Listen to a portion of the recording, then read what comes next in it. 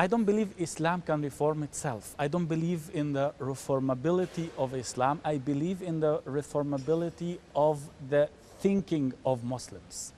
That's how it is. You cannot screw the Quran until it will fit to our time, but you can convince people that these verses of the Quran, the good ones and the bad ones, are to be read in the context of the 7th century.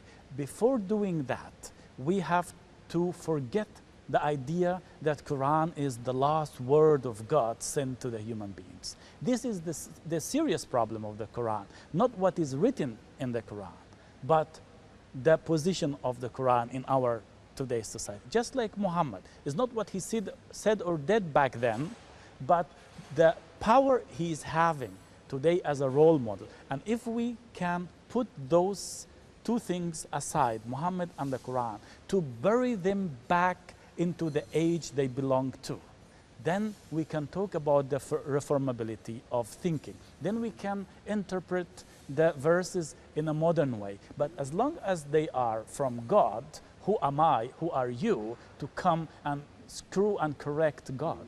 I cannot consider a person to be a role model who was married to 9 women at the same time. I cannot have a person as a role model who was executing hundreds of war prisoners who surrendered to him in the same day. I cannot have somebody as a role model who married a 6-year-old girl while he was over 50 years old. And he and his community were living from wars, were living from the tax that he was imposing on unbelievers. He was living from assaulting the tribes' caravans moving between Mecca and Syria.